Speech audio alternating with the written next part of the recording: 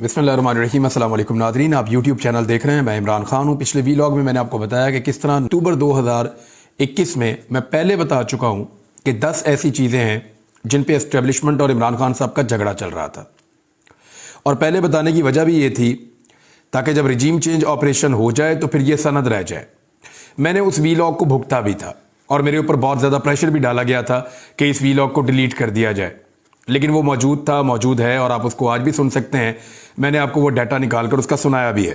यानी उस्मान बुज़दार के ऊपर एस्टेब्लिशमेंट और इमरान खान साहब में एक टसल थी। नवाज शरीफ साहब के साथ जो डील हुई वो पाकिस्तान से बाहर गए, ये मामला था। मरीम नवाज़ को इमरान खान ने नहीं जाने दिया।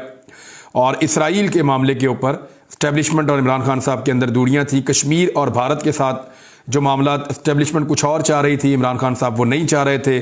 सऊदी अरब के हवाले से जो खारजा पॉलिसी है इसमें कुछ मामला थे। शहबाज शरीफ को बाहर भिगवाने की कोशिश की गई, लेकिन इमरान खान साहब ने रास्ता रोका। फिर एब्सोल्युटली नॉट जो इमरान खान साहब ने कहा, इकोनॉमी का मामला हो या एनआरओ का मामला हो, इन तमाम चीज़ों पे एस्टेब्लिशमेंट और इमरान खान साहब के शदीद तरीन तहफ़्फ़ुज़ात थे।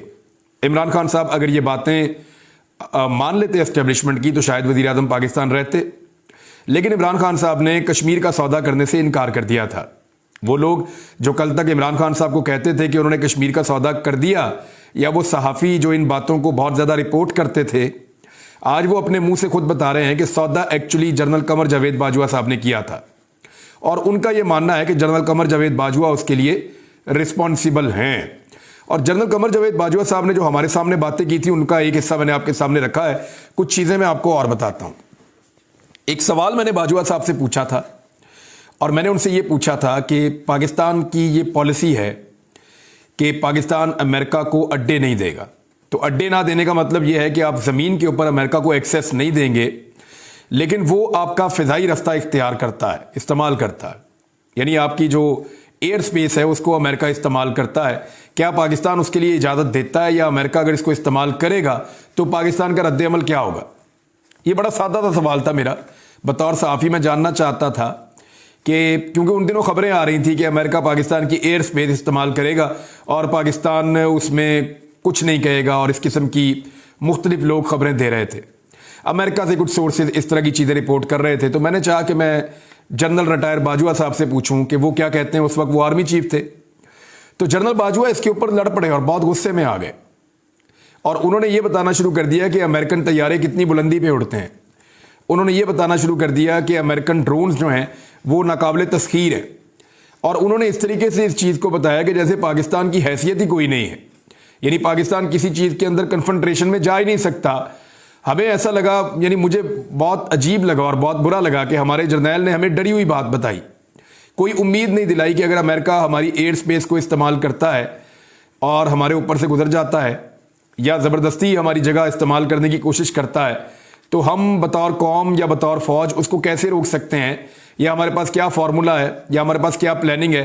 तो एक बेचारगी का एहसास हुआ। जनरल बाजवा को गुस्सा जो अमेरिका पे चढ़ना चाहिए था वो मेरे पे चढ़ गया, और उन्होंने उसके अंदर एक रद्दमल बहुत अजीब किस्म का दिया।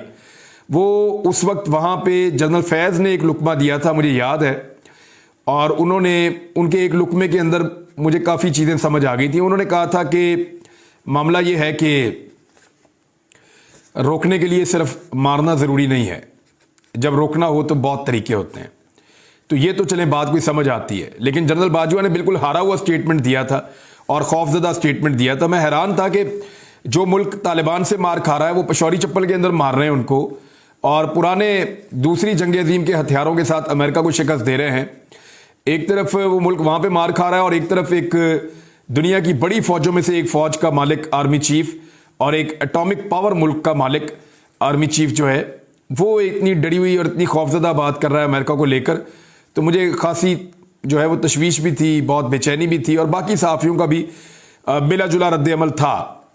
इसमें जनरल बाजवा का इसराइल के बारे में क्या मौक़िफ़ था उस तरफ भी मैं आपको बता देता हूँ। एक्चुअली मुझे ये बात कैसे पता चली, मुझे ये बात पता चली 2020 में।